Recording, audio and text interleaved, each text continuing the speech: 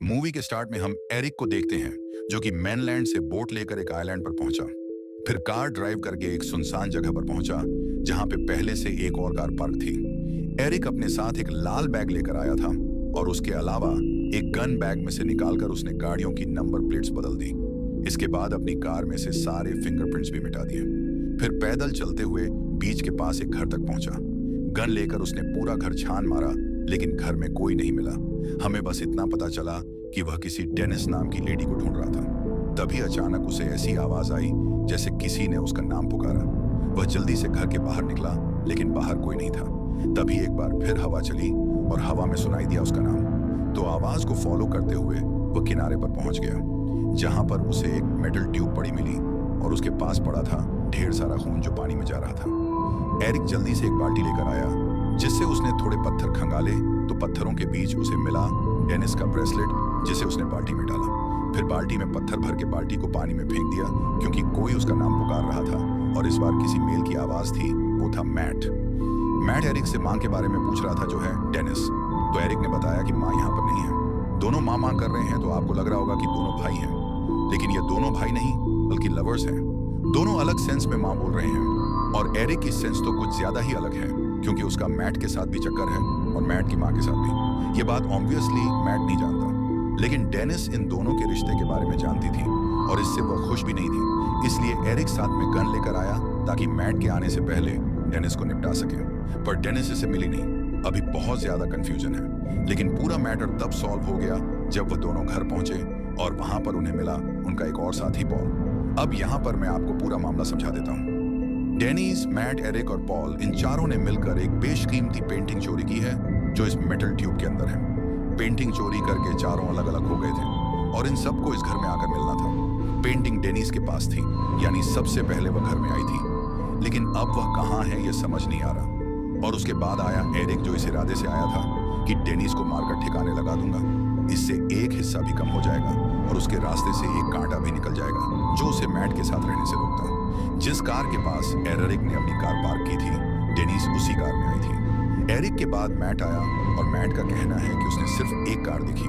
Dennis की car उसे नहीं दिखी, जबकि एरिक खुद उसकी नंबर प्लेट बदल के आया था। सबसे आखिर में पॉल भी आ गया और डेनिस को घर में ना पाकर उसके मन में कई तरह के सवाल आ रहे हैं कि कहीं डेनिस पीछे तो नहीं हट गई, क्या वह डर के मारे पुलिस के पास तो नहीं चली गई। ये सब सवाल है जिन पे एरिक और मैट भी सोचने को मजबूर हैं क्योंकि आज रात इन चारों को इस घर में रुकना था।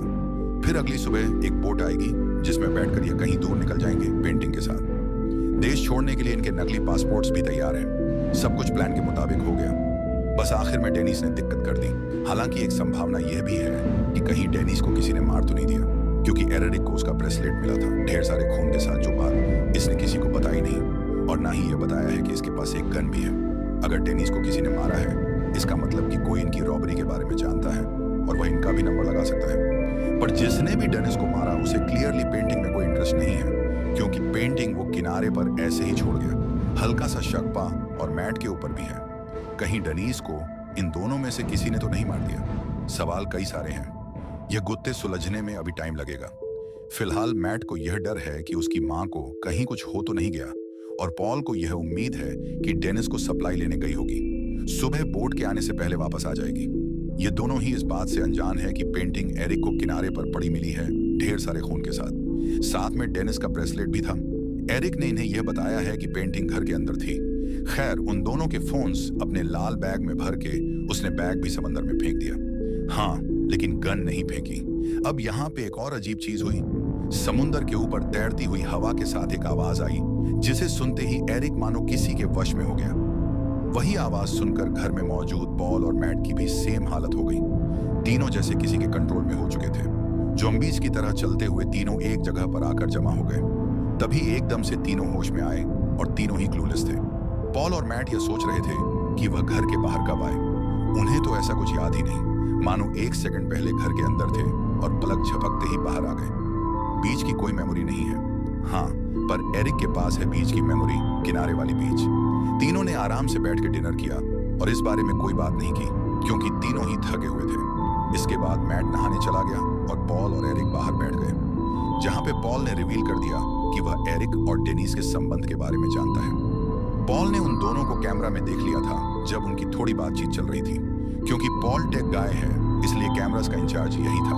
तो बातों बातों में उसने एरिक के ऊपर अपना शक भी जता दिया कि शायद तूने ही डेनिस के साथ कुछ किया होगा, उसे रास्ते से हटाने के लिए। इधर जैसे ही मैट नहाकर बाहर निकला, सामने ही उसे रखी हुई मिली वही बाल्टी जो एरिक ने समंदर में फेंकी थी। अब वो बाल्टी खून से भरी हुई थी। मैट ने उसके अंदर हाथ डाला तो उसके हाथ लग गया डेनिस का ब्रेसलेट, जिसे देखते ही मैट समझ गया कि यह खून भी उसकी मां का है, यानी वह मर चुकी है। और कहीं ना कहीं पहला शक उसका एरिक के ऊपर ही गया, क्योंकि वही यहाँ पे पहले से मौजूद था पेंटिंग के साथ। एरिक उसे समझाने की कोशिश कर रहा था कि तभी दरवाजे पर आ गई एक लड़की।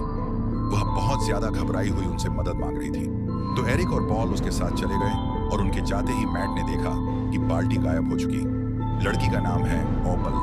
वो उन दोनों को किनारे पर ले गई जहां पर उसकी दो दोस्त मौजूद थी, नोए और पिक्सी, जिनमें से पिक्सी डूबने की वजह से बेहोश पड़ी थी। एरिक उसे होश में लेकर आया, लेकिन वह चलने की हालत में नहीं थी और उसे हीट की भी जरूरत थी, इसलिए उसे उठाकर अपने साथ घर में ले आया। कुछ देर बाद पिक्सी स्टेबल हो गई तो जान बचाने के लिए उसने एरिक को थैंक्स बोला। फिर ओपल ने बताया कि हम तीनों एक बोट में पार्टी कर रही थी। बोट हमारी क्रैश होकर डूब गई और कुछ इस तरह हम किनारे पर आ गए।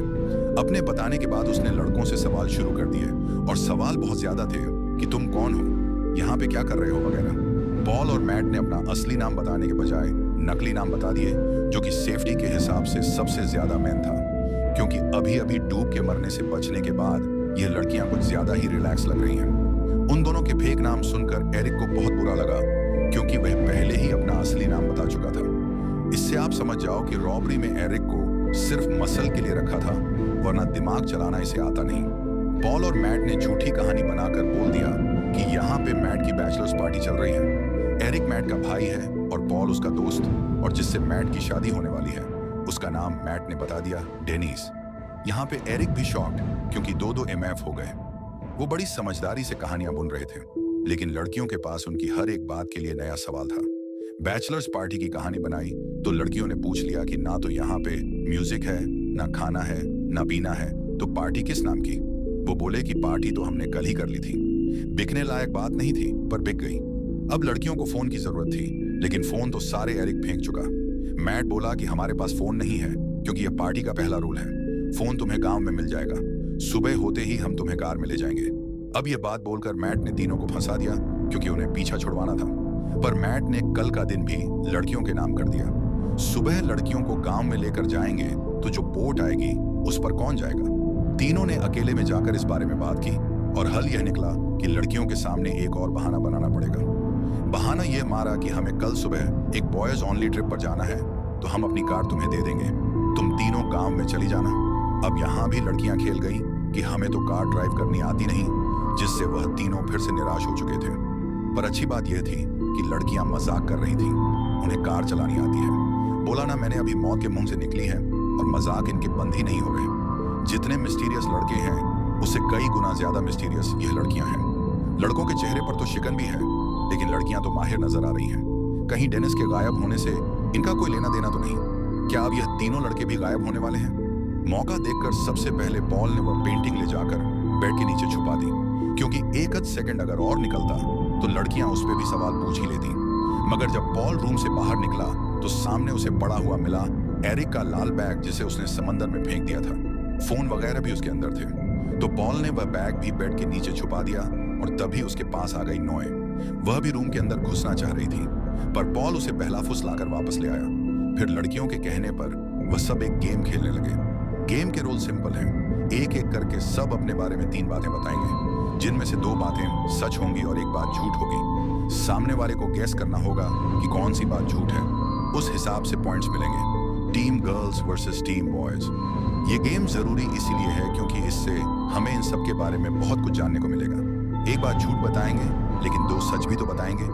लड़कों के बारे में तो कुछ खास है नहीं, पर लड़कियों के बारे में बहुत अजीब बातें जानने को मिली। जैसे नो एक रियल प्रिंसेस है, पिक्सी के नाम पर एक आर्ट पीस का नाम रखा गया है, और कुंफू में वह माहिर है।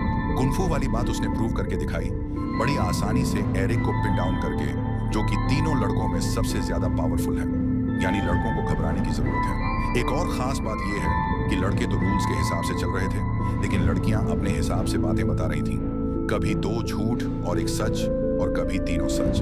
बस लड़के इस बात को समझ नहीं पा रहे, लेकिन हम समझ रहे हैं। आखिर में ओपल ने बताया कि वो माइंड रीड कर सकती है, और इसका उसने लाइव डेमो भी दे दिया, एरिक से यह पूछकर कि तुम्हारे पास गन क्यों है। ये सुनते ही एरिक के होश उड़ गए, और बस तभी घर की पावर भी उड़ गई। एरिक पैनिक मोड में जा चुका था, तो पिक्सी ने उसे शांत किया, उससे दूसरी तरह की बातचीत करके। ऐसी नोई ने पॉल को पकड़ लिया और ओपल ने मैट को। इंटरेस्टिंग बात यह है कि फ्लो में ओपल ने मैट का असली नाम बोल दिया, क्योंकि वह माइंड रीड कर सकती है, और मैट ने नोटिस भी नहीं किया। इसका मतलब है कि लड़के गेम कभी जीत ही नहीं सकते थे, और उससे भी बड़ा मतलब यह है कि अब तक लड़कों ने जितना भी झूठ बोला, ओपल ने सारा पकड़ दिया।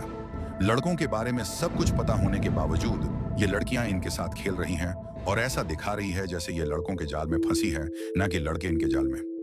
सबकी अच्छी खासी बड़ी बातचीत चल रही थी कि तभी समुंदर के ऊपर से वही आवाज आई, जिसे सुनते ही तीनों लड़के फ्रीज हो गए। जब होश में आए तो पाया कि मैट और ओपल दोनों मिसिंग हैं, और घर के बाहर किसी के अंदरूनी अंग बिखरे पड़े हैं, जिनके पास पिक्सी बैठी हुई है, और नोए बीच पे ओपल को ढूंढ रही है। पिक्सी को खुद नहीं पता कि क्या हुआ और कब हुआ, बस उसे इतना पता है कि एरिक की गन अब उसके पास है, इसलिए एरिक को अपना मुंह खोलना पड़ेगा। एरिक बोला कि हमारे साथ ऐसा दिन में भी हुआ था। एक आवाज आते ही हम सब बेसुध हो गए थे। अब दोबारा वही हुआ है, और ये जो खून बिखरा पड़ा है, ये मैंने दिन में भी देखा था किनारे पर। ये सब सुनकर पिक्सी थोड़ा शांत हुई। तभी मौका देखकर एरिक ने उसके हाथ से गन छीन ली, क्योंकि एरिक को लड़कियों के ऊपर ही शक था। हालांकि वह कुछ उगलवा पाता, उससे पहले ही आवाज फिर से आ गई, और वह दोनों वश में होकर समंदर की तरफ बढ़ने लगे। दोनों ही समंदर में समा जाते। वह तो सही टाइम पर होश में आ गए, और होश में आकर देखते हैं कि किनारे पर भी किसी के ऑर्गन्स पड़े हैं। पॉल कह रहा था कि हम जब भी उस आवाज को सुनते हैं, हमारे साथ कुछ हो जाता है, इसलिए सबसे पहले हमें अपने कानों में कुछ ठूंसना होगा, ताकि हम होश में रहें। तभी तो कुछ पता चलेगा कि आखिर यहाँ पे हो क्या रहा है। लेकिन एरिक को बस मैट की चिंता हो रही थी, उसे मैट को ढूंढना था। घर के अंदर रोशनी दिखाई दी, इसलिए दोनों वापस घर में आ गए, जहाँ पे पिक्सी बेड के नीचे से पेंटिंग निकाल रही थी, पर गन देखते ही पीछे हट गई। हालांकि उसका फिर भी कुछ नहीं कर पाए, क्योंकि आवाज दोबारा आ गई। जैसे ही वह फ्रीज हुए, पिक्सी ने एरिक को स्टेप कर दिया, जिसका उसे पता भी नहीं चला। पर जब होश में आया, तब बहुत दर्द हुआ। एरिक का तरीका अपना के देख लिया, जिससे बात बनी नहीं, इसलिए इस बार पॉल ने अपना तरीका आजमा के देखा, जिसमें सबसे पहले उसने टॉयलेट पेपर गीला करके अपने कानों में भरा, ताकि आवाज सुनाई ना दे। एरिक के कान में भी भर दिया, और इतने में एरिक ने खुद को पैचअप भी कर लिया था, इसलिए वह तो सीधा बाहर निकल गया मैट को ढूंढने। किनारे पर उसे मैट की आवाज आ रही थी, लेकिन जल्दबाजी में वह गिर पड़ा, और गिरते ही उसके कान से पेपर निकल गया। तभी आवाज आई, और वह फिर से फ्रीज। पॉल के कान में पेपर था, पर वह फिर भी नहीं बच पाया। आवाज ने उस पर भी असर कर दिया, और यहाँ पे उसके दिमाग में चल रही चीजों के थ्रू हमें पता चला कि यहाँ पे आने से पहले ही वह एरिक का इंतजाम करके आया था। उसने कैमरा में देख लिया था कि एरिक मैट को धोखा दे रहा है, उसकी माँ के साथ संबंध बना के। इसलिए बोट पर चढ़ने से पहले पॉल ने एरिक की फोटो पुलिस के पास मेल कर दी थी, ताकि वह पकड़ा जाए। लेकिन इतना वेट करने की जरूरत ही नहीं पड़ेगी, क्योंकि होश में आते ही कोई एरिक को खींचकर समंदर में ले गया। उसने गोलियां भी चलाई, लेकिन कोई फायदा नहीं हुआ। इतने में समझदारी दिखाते हुए पॉल ने खुद को घर के बाहर एक पिलर के साथ रस्सी से बांध लिया, ताकि वश में होने के बाद वो समंदर तक ना जा पाए। पेंटिंग भी उसके पास ही थी।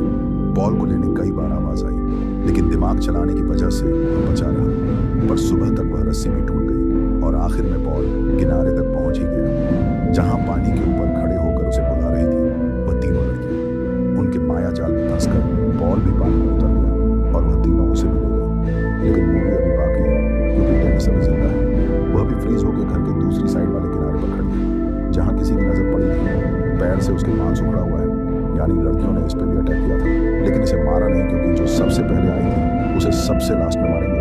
डनीज घर के अंदर गई, जहां पर दीवार पर वो पेंटिंग लगी हुई थी, और अब जाके फाइनली हम भी उस पेंटिंग को देख पाए, जिस पे लिखा है JW वाटर हाउस 1896। डनीज जाके पेंटिंग के सामने खड़ी हुई, तभी समंदर में से कोई आया और उसे भी खींच कर ले गया।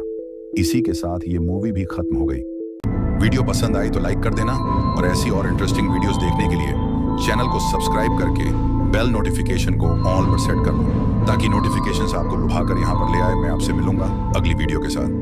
तब तक के लिए सब